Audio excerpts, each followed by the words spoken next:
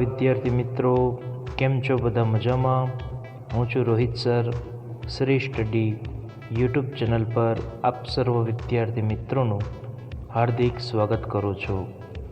આજે આપણે વિદ્યાર્થી મિત્રો ધોરણ 10માં વિષય સામાજિક વિજ્ઞાન, આજનો વિષયાંક છે પાઠ નંબર 13 ઉત્પાદન ઉદ્યોગો.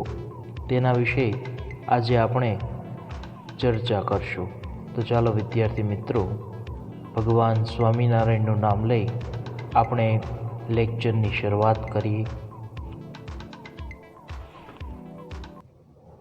વિગતે આપણે ચર્ચા કરશું. મનુષ્ય છે ને, એના દ્વારા પોતાની બૌદ્ધિક, સાંસ્કૃતિક અને આર્થિક ક્ષમતા પ્રમાણે કુદરતી સંસાધનોના રૂપને બદલાવીને ઉપયોગમાં લઈ શકાય તેવી પ્રક્રિયા કે જેને આપણે ઉદ્યોગ કહીએ છીએ. ભારતમાં ઉદ્યોગોની જે પરંપરા છે એ વિદ્યાર્થી મિત્રો સિંધુ ખીણની જે સભ્યતા છે એ દિવસથી ચાલી આવે છે. એ સમયમાં ભારતમાં સુતરાઉ કાપડ, માટીના વાસણો, કાંસાની વસ્તુઓ, મણકા બનાવવા, આ બધી જ વસ્તુઓ બનાવવામાં આવતી હતી. 18મી સદી સુધી ભારત દેશની અંદર તો વહાણ બનાવવાનો જે ઉદ્યોગ છે એ ચાલતો હતો, તેમજ હસ્તકલા અને ગૃહ ઉદ્યોગ જેની અંદર ભારત દેશ એ આગવું સ્થાન ધરાવતો હતો. ભારતનું સુતરાઉ કાપડ, પછી મલમલનું કાપડ, તેમજ ધાતુના કેટલાક વાસણો અને આભૂષણો એની વિદેશની અંદર માંગ ખૂબ રહી હતી. યુરોપમાં ઔદ્યોગિક ક્રાંતિની શરૂઆતની સાથે જ અંગ્રેજોએ ભારતમાંથી કાચો માલ, ખાસ કરીને કપાસ એ લઈ જતા હતા. ત્યાંના કારખાનાઓમાં તૈયાર થયેલો જે માલ છે એને મોંઘી કિંમતે વેચાય અને ભારતની અંદર જે હસ્ત ઉદ્યોગ છે એ પડી ભાંગે તેવી નીતિ છે અંગ્રેજોએ અપનાવી હતી. આપણે ધોરણ 9ની અંદર પણ આ બાબતે વિગતે અભ્યાસ કરી ગયા છીએ. આનાથી ભારતના જે કાપડ ઉદ્યોગ છે એને સૌથી મોટું નુકસાન થયું તથા ભારતના જે કસબીઓ છે તથા કારીગરીઓ છે એ બેકાર બન્યા હતા. જે જાણકાર લોકો હતા, કાપડ ઉદ્યોગની સાથે સંકળાયેલા હતા, કસબીઓ અને કારીગરો એ બેકાર બન્યા હતા, કારણ કે કાપડ ઉદ્યોગને સૌથી મોટી ખોટ ગઈ હતી.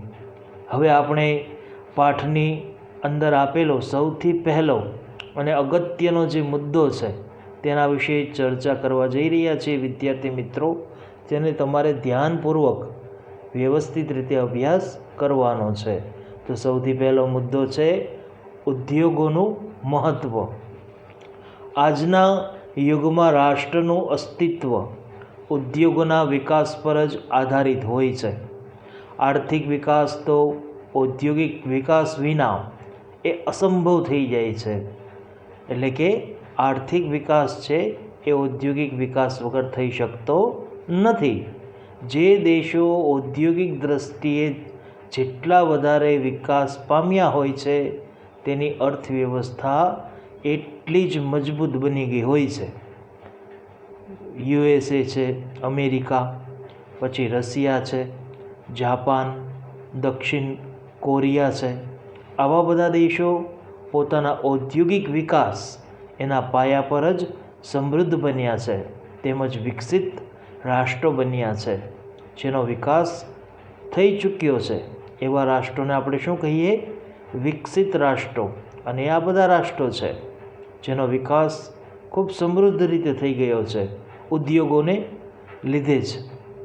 જે દેશોમાં ઉદ્યોગોનો વિકાસ થયો નથી અથવા ઓછો થયો છે તે કુદરતી સંસાધનોનો ઉપયોગ ઉદ્યોગોના કાચા માલ તરીકે કરી શકતા નથી. તે લોકોએ કુદરતી સંસાધનો એ ઓછા મૂલ્યે વેચી તે જ કાચા માલની બનેલી વસ્તુઓને ઊંચી કિંમતે ચૂકવી વિદેશીઓ પાસેથી ખરીદવી પડે છે. બરાબર, અહીંયા ખાસ એવું કહેવામાં આવ્યું છે કે કુદરતી સંસાધનોનો એક તો ઉપયોગ જે દેશો કરી શકતા નથી એ દેશોની અંદર ઉદ્યોગોનું પ્રમાણ ઓછું છે.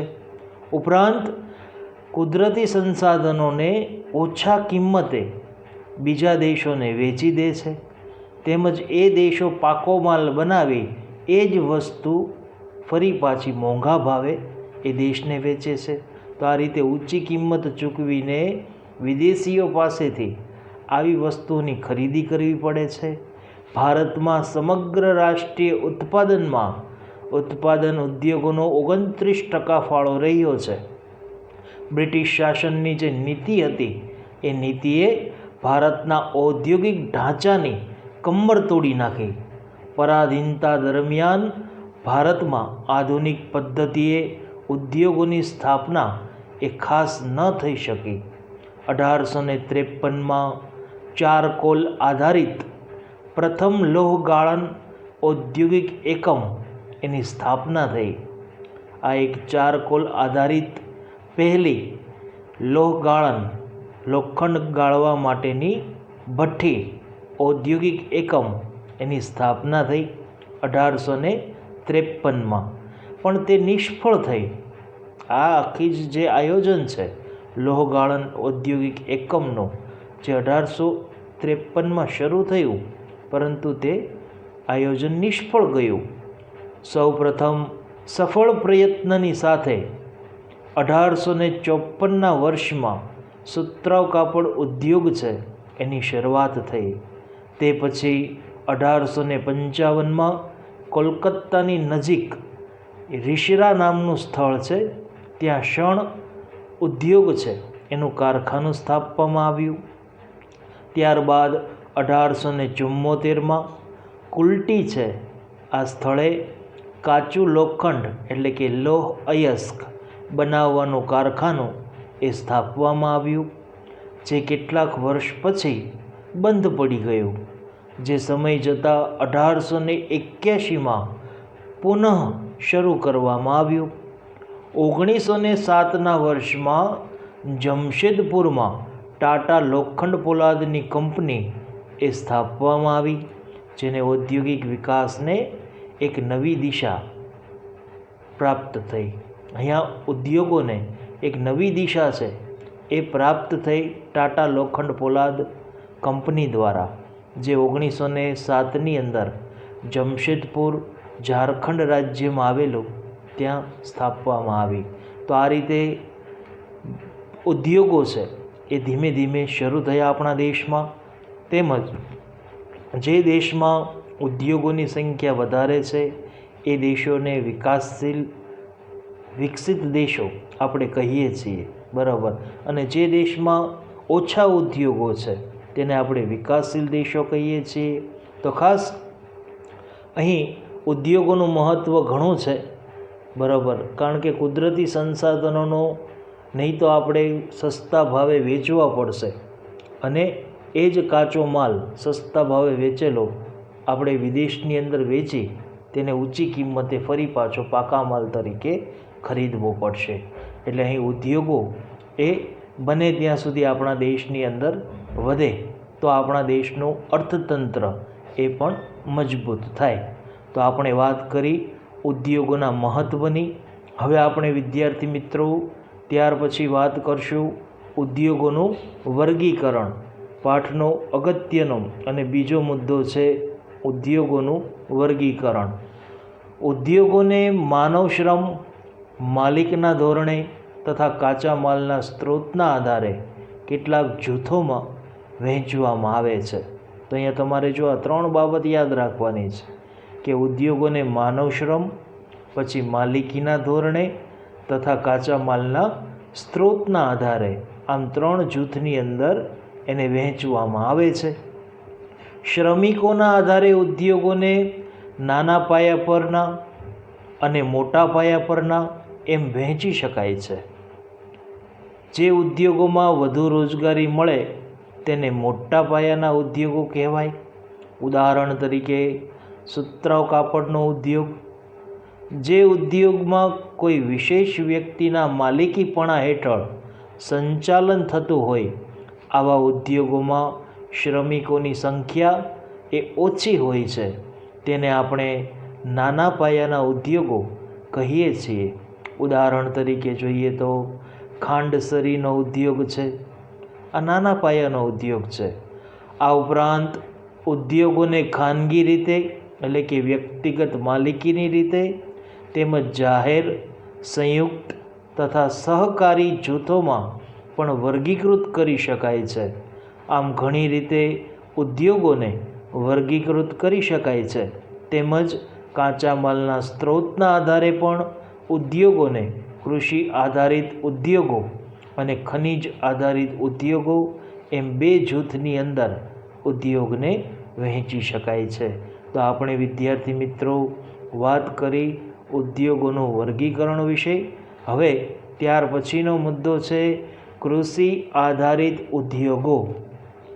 કૃષિ આધારિત ઉદ્યોગો છે જેમાં સુતરાઉ કાપડ, પછી શણ, રેશમી કાપડ, ઊની કાપડ, ખાંડ, કાગળ, આ બધા જ ઉદ્યોગો, આ વગેરે ઉદ્યોગો છે જે કૃષિ આધારિત પ્રવૃત્તિથી પ્રાપ્ત થતો જે કાચો માલ છે એના ઉપર આધારિત ઉદ્યોગો ગણાય છે. એટલે કે કૃષિમાંથી જે આપણને પાક મળે છે કાચા માલ સ્વરૂપે, એનો આપણે આ ઉદ્યોગોમાં પાકો માલ તૈયાર કરીએ છીએ. તો આ કૃષિ આધારિત ઉદ્યોગો, જેમાં આપણે સૌથી પહેલી વાત કરશું સુતરાઉ કાપડ વિશે. ભારતની ઔદ્યોગિક અર્થવ્યવસ્થામાં વસ્ત્ર ઉદ્યોગનું પ્રમુખ સ્થાન એ જોવા મળે છે. આ ઉદ્યોગ લગભગ 3.5 કરોડ લોકો એ રોજગારી પ્રાપ્ત કરે છે. 3.5 કરોડ લોકો રોજગારી પ્રાપ્ત કરે છે. દેશમાં સૌથી વધારે રોજગારી પૂરી પાડતો હોય તો એ સુતરાઉ કાપડ ઉદ્યોગ છે. ચીન પછી સુતરાઉ કાપડની નિકાસમાં ભારત એ દ્વિતીય સ્થાને આવે છે. તો ખાસ અહીં સુતરાઉ કાપડ ઉદ્યોગની અંદર ચીન પ્રથમ સ્થાને છે નિકાસની બાબતમાં, અને દ્વિતીય સ્થાને છે ભારત દેશ. ઉત્પાદન અને રોજગારીની દ્રષ્ટિએ આ ઉદ્યોગ છે એ દેશનો મુખ્ય ઉદ્યોગ ગણાય છે. ઉત્પાદન અને રોજગારીની દ્રષ્ટિએ આ મુખ્ય ઉદ્યોગ છે. મુંબઈમાં સૌપ્રથમ સુતરાઉ કાપડની મિલ છે એટલે કે ફેક્ટરી એ સ્થાપવામાં આવી હતી. ત્યારબાદ ગુજરાતમાં અમદાવાદમાં શાહપુર મિલ તથા કેલિકો મિલ એની સ્થાપના થઈ.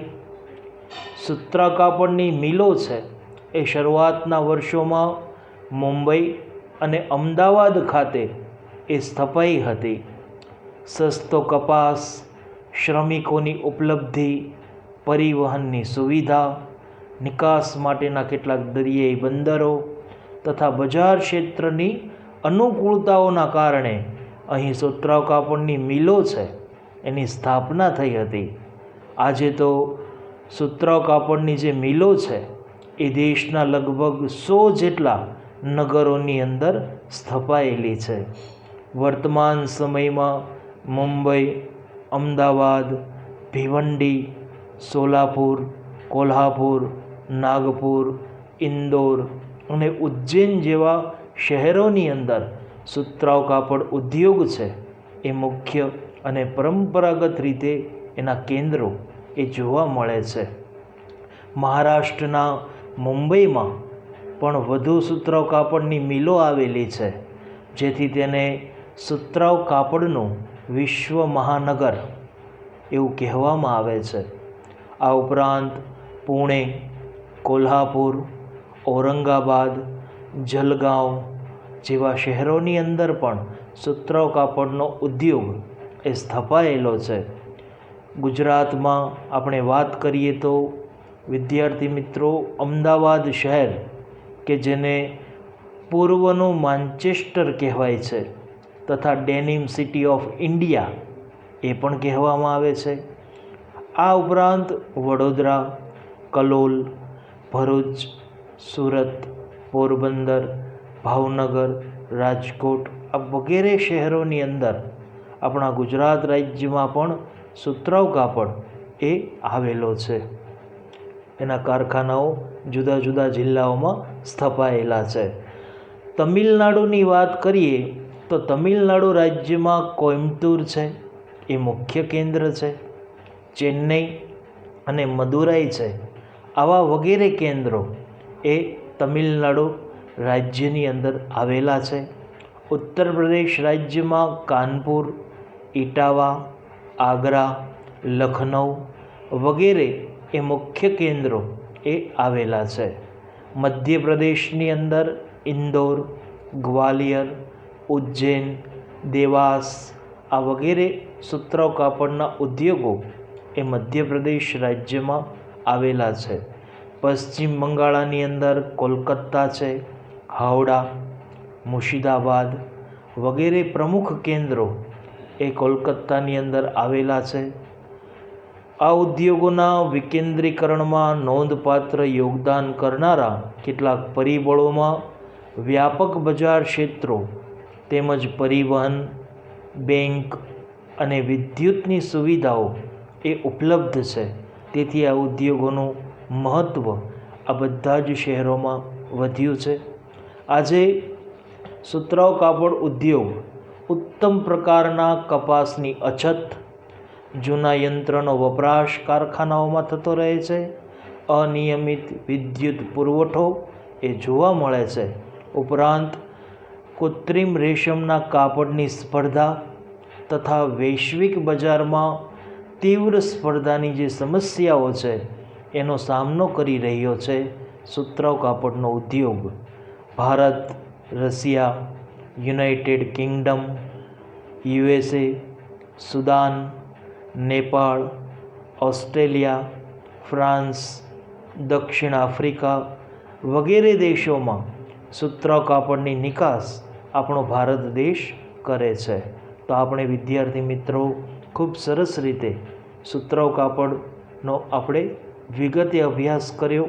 તો આમાં તમારે કેટલીક મહત્ત્વની બાબતો એ પણ યાદ રાખવાની છે, જે તમારે MCQ જેવા પ્રશ્નોની અંદર તેમજ ખાસ 2 માર્કના પ્રશ્નોની અંદર પણ પૂછાઈ શકે છે. બરાબર છે.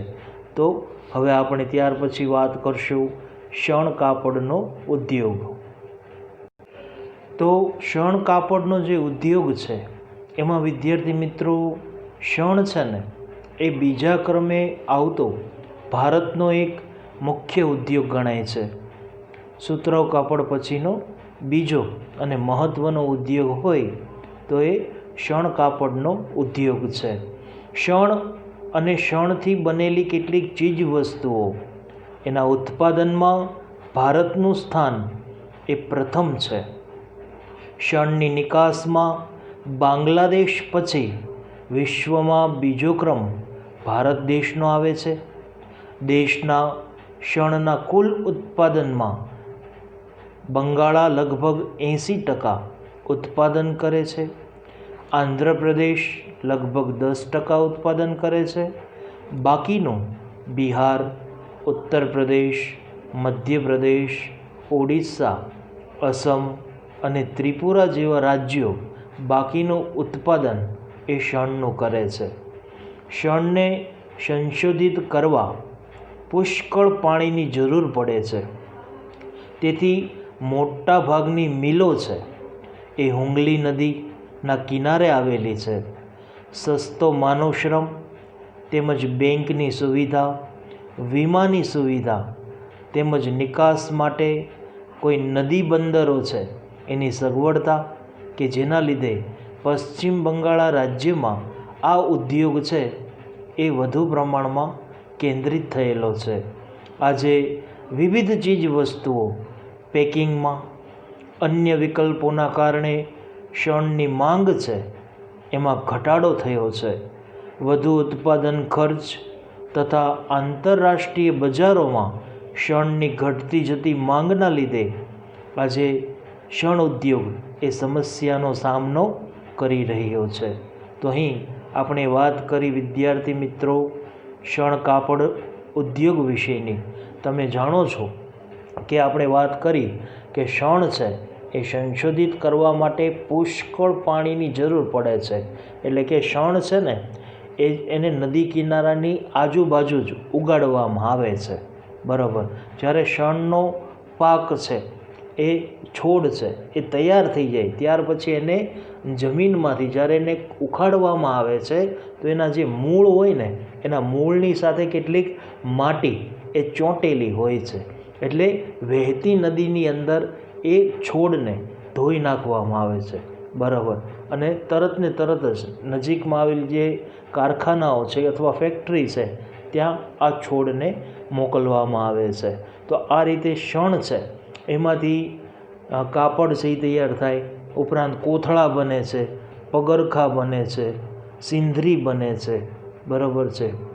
આવી બધી તેમજ ઘર સુશોભન માટેની કેટલીક ચીજવસ્તુઓ છે એ પણ શણમાંથી તૈયાર થાય છે. તો આપણે શણ કાપડ ઉદ્યોગ એના વિશે વિગતે અભ્યાસ કર્યો. હવે આપણે ત્યાર પછી વિદ્યાર્થી મિત્રો રેશમી કાપડ ઉદ્યોગ છે એનો આપણે અભ્યાસ કરશું. રેશમી કાપડ ઉદ્યોગ ભારતમાં રેશમી કાપડના ઉદ્યોગની એક સુદીર્ઘ પરંપરા રહી છે. ચીન પછી રેશમ ઉત્પાદન કરતો દ્વિતીય ક્રમ ધરાવતો એવો દેશ એ આપણો ભારત દેશ છે. ભારતમાં 4 પ્રકારના રેશમનું ઉત્પાદન થાય છે. શેતુર, ઈરી, ટસર તથા મુગા. આ 4 પ્રકારનું રેશમ છે એ આપણા ભારત દેશની અંદર ઉત્પાદન થાય છે. વર્તમાન સમયમાં ભારત છે આપણા દેશની અંદર 300 જેટલી રેશમ કાપડની વણવાની જે મિલો છે એ આવેલી છે. કર્ણાટક, મધ્યપ્રદેશ, પશ્ચિમ બંગાળ, તમિલનાડુ, પંજાબ, જમ્મુ કાશ્મીર કાચું રેશમ તૈયાર કરનારા મુખ્ય રાજ્યો છે. રેશમી વસ્તુઓની નિકાસ મોટા ભાગે યુરોપ, આફ્રિકા, મધ્ય પૂર્વના દેશોમાં એ કરવામાં આવે છે. આ ઉપરાંત Germany, Singapore, America, Kuwait, Malaysia અને રશિયા વગેરે દેશોની અંદર પણ કરી હતી. હવે આપણે ભારત કાપડ ઉદ્યોગ માટેનો જે નકશો આપ્યો છે તેના વિશે ચર્ચા કરીએ. હું તમને નકશા પૂરતી વ્યવસ્થિત શીખવાડીશ જ, બરાબર છે. તેને એક આપણે સ્પેશિયલ લેક્ચર પણ મૂકીએ છીએ, બરાબર. તો એ જ રીતે આપણે નકશા માટેનો ફરી પાછો એક બીજો લેક્ચર પણ મૂકીશ. તો અત્યારે જે નકશો આપ્યો છે આપણા પાઠ્યપુસ્તકમાં તેના વિશે થોડી આપણે ચર્ચા કરી લઈએ. ખાસ અહીં તમને નકશાની અંદર કેટલીક સંજ્ઞાઓ જોવા મળે છે. દાખલા તરીકે બ્લેક કલરનો એક રાઉન્ડ છે, બરાબર. તો એ બ્લેક કલરનો રાઉન્ડ છે ને એ સુતરાઉ કાપડ માટેના મુખ્ય કેન્દ્રો દર્શાવે છે. પછી બીજું છે બ્લુ કલરનો એક ત્રિકોણ છે, જો તો એ બ્લુ કલરનો ત્રિકોણ ઊની કાપડ માટેના ઉદ્યોગોના કેન્દ્રો છે. અને એક લાલ કલરનો ચોરસ છે, તો એ છે ને એ વિદ્યાર્થી મિત્રો રેશમી કાપડ માટેના ઉદ્યોગો છે એના કેન્દ્રો આવેલા છે. તો અહીં તમે જોઈ શકો છો આ ત્રણેય સંજ્ઞાઓ નકશાની જમણી બાજુએ ખૂબ સરસ રીતે દર્શાવેલી છે. એ જ સંજ્ઞાઓનો ઉપયોગ ફરી પાછો નકશાની અંદરના ભાગોમાં કરવામાં આવેલો છે. તો આ રીતે અહીં આપણે નકશા પૂરતી છે એના કેન્દ્રોને તમારે વ્યવસ્થિત રીતે અભ્યાસ કરી લેવાનો છે. દાખલા તરીકે જોઈએ તો સુતરાઉ કાપડનું એક કેન્દ્ર જોઈએ તો અમદાવાદ આપણા ગુજરાત રાજ્યની અંદર આવેલું છે. પછી બીજું છે રાજકોટ, ત્રીજું છે પોરબંદર, ચોથું છે વડોદરા, પાંચમું છે સુરત. તો સુતરાઉ કાપડ ઉદ્યોગને તમે ગુજરાત રાજ્યમાં પણ દર્શાવી શકો છો. પછી ઊની કાપડ માટેના સહેલા કેન્દ્રો છે, તેમાં રાજસ્થાનનું બિકાનેર છે, જયપુર છે, તો અહીં તમે દર્શાવી શકો છો. અને ત્રીજું એક ઉદાહરણ તરીકે જોઈએ તો રેશમી કાપડ ઉદ્યોગ. તો રેશમી કાપડ ઉદ્યોગ માટેના મહત્ત્વના કેન્દ્રોમાં એક તો બેલગાંવ છે, બરાબર, કર્ણાટક રાજ્યમાં આવેલું. પછી બેંગલુરુ છે, એ પણ કર્ણાટક રાજ્યમાં આવેલું છે. પછી મૈસૂર છે, એ પણ કર્ણાટક રાજ્યમાં છે. તો આ રીતે તમે સહેલા જે કેન્દ્રો છે એને તમે યાદ રાખી શકો છો. હવે આપણે આગળ પાઠની ચર્ચા કરીએ. ઊની કાપડ ઉદ્યોગ છે, ત્યાર પછી ભારતમાં કુટીર ઉદ્યોગ રૂપે ઊની કાપડ છે ને એનો ઇતિહાસ ઘણો જૂનો છે, પુરાણો છે. સૌથી વધારે ઊની કાપડની જે મિલો છે એ પંજાબ રાજ્યમાં આવેલી છે. ત્યારબાદ મહારાષ્ટ્રનો ક્રમ આવે છે. ઉત્તર પ્રદેશમાં પણ ઊની કાપડની મિલો ઘણી બધી આવેલી છે. જ્યારે ગુજરાત રાજ્યમાં અમદાવાદ અને જામનગર જેવા શહેરોમાં ઊની કાપડના વસ્ત્રોના કેન્દ્રો એ આવેલા છે. પંજાબમાં ધારીવાલ, લુધિયાણા અને અમૃતસર આ મુખ્ય 3 કેન્દ્રો એ પંજાબ રાજ્યના છે. જ્યારે રાજસ્થાન રાજ્યમાં બિકાનેર, જયપુર તથા જમ્મુ કાશ્મીરમાં શ્રીનગર તેમજ કર્ણાટકમાં બેંગલુરુ એ મુખ્ય કેન્દ્ર ગણાય છે. ઊનમાંથી બનાવેલા ગાલીચાનું નિર્માણ પણ ભારતમાં જ થાય છે, જે America, Canada, Germany, France, Russia વગેરે દેશોની અંદર ઊની કાપડ છે ને એની નિકાસ કરવામાં આવે છે, એટલે કે વહેંચવામાં આવે છે. ત્યારબાદ આપણે આગળ વાત કરીએ તો કૃત્રિમ કાપડ છે. માનવ નિર્મિત રેશમમાંથી બનેલું એવું એક કાપડ જે મજબૂત છે, ટકાઉ છે તથા કરચલી ન પડવાના કારણે આ ઉદ્યોગને પણ સારો એવો વિકાસ એ આપણા ભારત દેશમાં થયેલો છે. કપાસના રેસાઓની સાથે કૃત્રિમ રેસાઓ એને મેળવીને એક મિશ્ર કાપડ એ બનાવવામાં આવે છે. કેરળ, મહારાષ્ટ્ર, ગુજરાત, ઉત્તર પ્રદેશ, પશ્ચિમ બંગાળ, તમિલનાડુ વગેરે જેવા રાજ્યોમાં કૃત્રિમ કાપડ ઉદ્યોગના કેન્દ્રો આવેલા છે. સુરત, વડોદરા, કાનપુર, મુંબઈ, અમદાવાદ, કોલકાતા, ચેન્નઈ, મોદીનગર આ વગેરે શહેરોમાં પણ કૃત્રિમ કાપડ ઉદ્યોગ છે એ ઉલ્લેખનીય કેન્દ્રો તરીકે ગણાય છે. તો અહીં આપણે વાત કરી વિદ્યાર્થી મિત્રો કૃત્રિમ કાપડ વિશેની. ત્યારબાદ હવે આપણે ચર્ચા કરશું ખાંડ ઉદ્યોગ વિશે. ખાંડ ઉદ્યોગ એ શેરડીના રસમાંથી આપણે જાણીએ છીએ કે ગોળ બનાવવાનો ઉદ્યોગ ભારતમાં ઘણો જૂનો એટલે કે પ્રાચીન છે. ખેતી પર આધારિત આ ઉદ્યોગમાં કાપડ પછી બીજું સ્થાન ભારતમાં ખાંડ ઉદ્યોગનું ગણાય છે. શેરડીમાંથી રહેલી જે પાણીની માત્રા છે એ ઓછી ન થઈ જાય તે માટે શેરડી વાઢ્યા પછી 24 કલાકમાં તેનું પિલાણ છે એ કરવું જરૂરી બની જાય છે, નહીં તો એનો રસ એ સુકાઈ જાય ધીમે ધીમે. એટલે શેરડીને ખેતરમાંથી જ્યારે કાપવામાં આવે, વાઢવામાં આવે ત્યારે વાઢી તરત જ એને 24 કલાકમાં એનું પિલાણ થઈ જવું જોઈએ.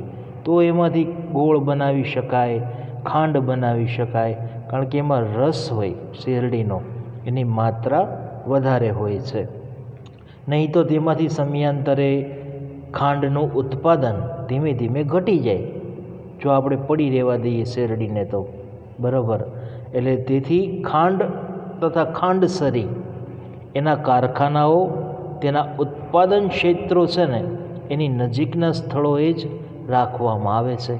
તો અહીંયા ખાસ શેરડીના જે ખેતરો હોય એની નજીકના ક્ષેત્રોમાં જ ખાંડ છે કે પછી ખાંડસરી છે એના કારખાનાઓ એ ત્યાં જ બનાવવામાં આવે છે, એની નજીકના ક્ષેત્રોમાં, જેથી કરીને 24 કલાકમાં તમે એ શેરડીને તમે કારખાના સુધી એ પહોંચાડી શકો છો.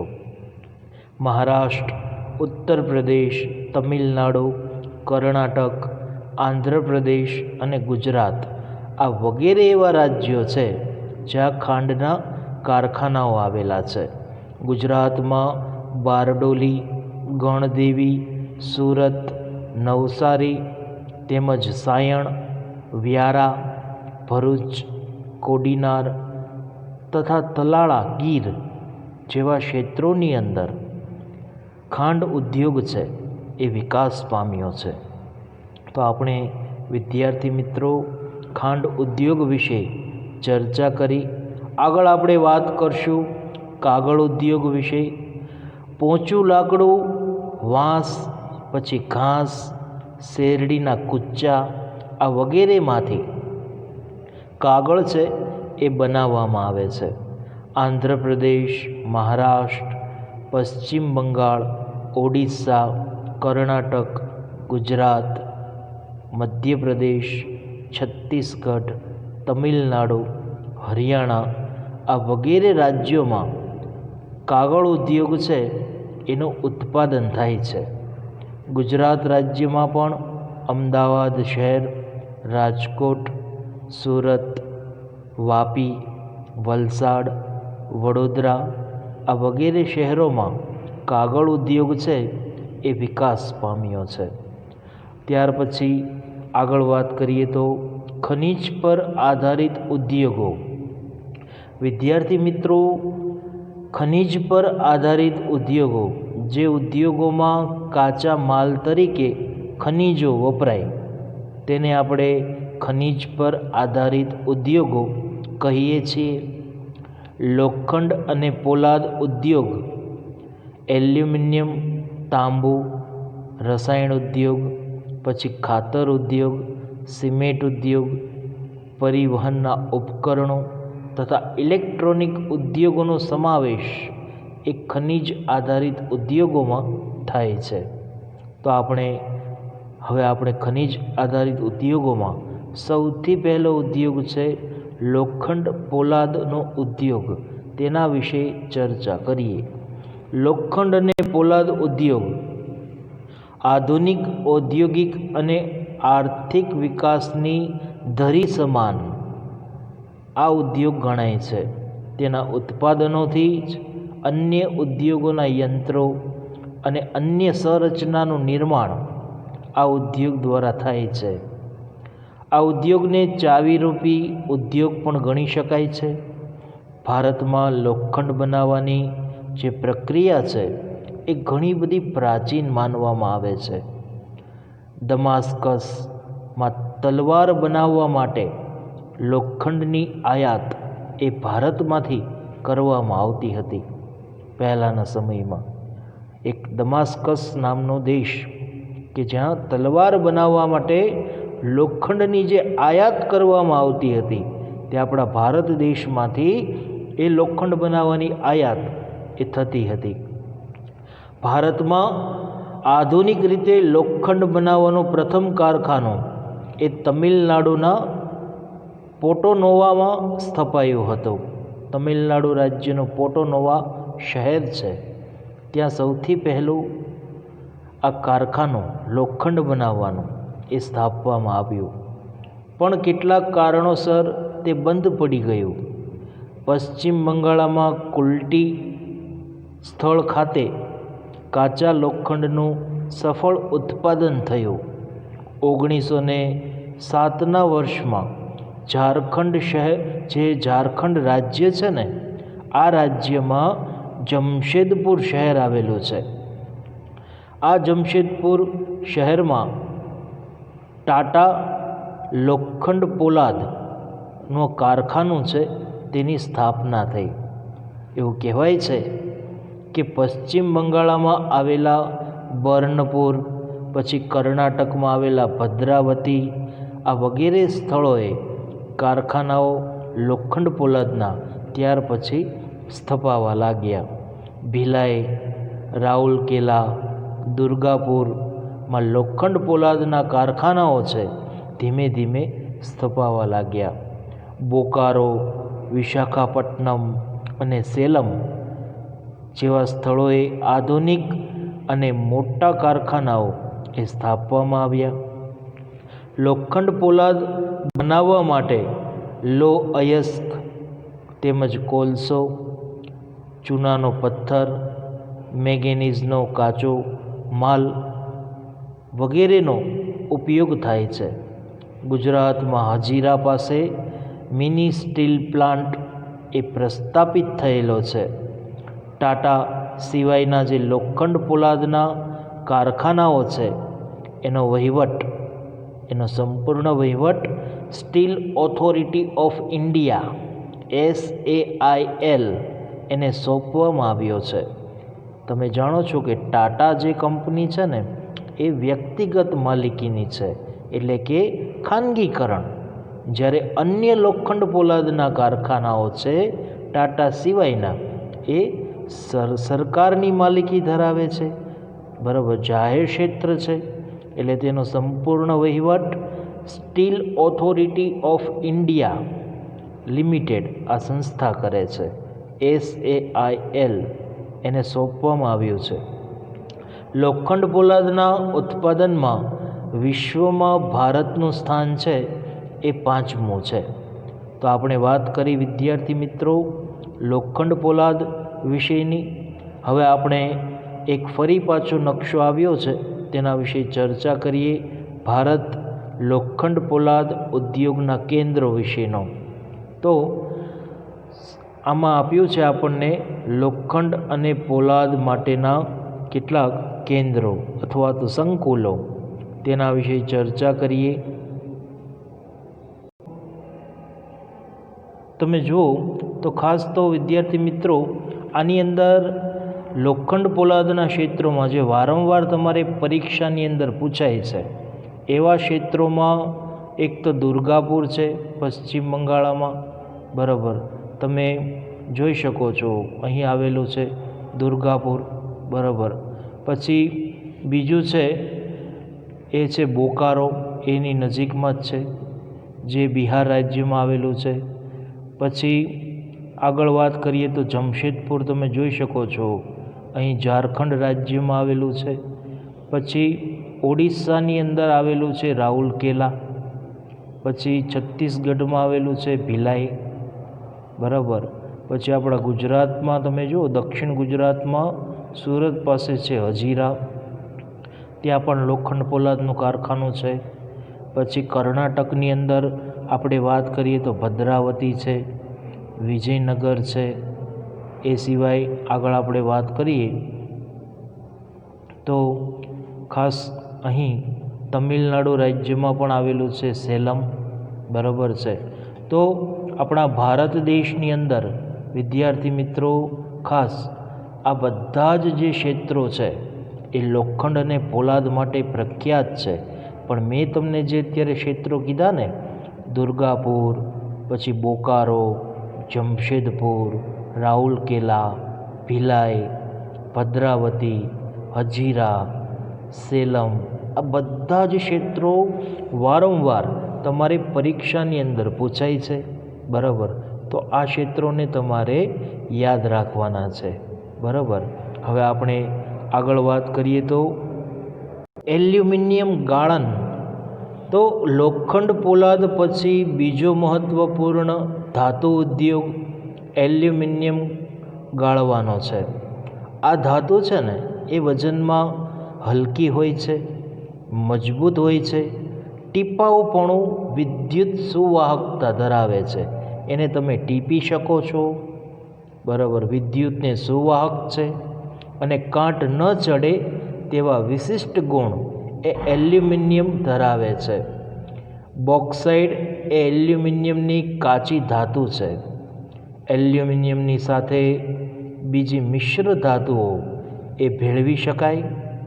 તેમાંથી મોટર, રેલવે, હવાઈ જહાજ, યાંત્રિક સાધનો એ બનાવવામાં ખૂબ ઉપયોગી સાબિત થાય છે. એલ્યુમિનિયમના ઉત્પાદનમાં 40થી 50% ખર્ચ એ વિદ્યુતમાં જાય છે.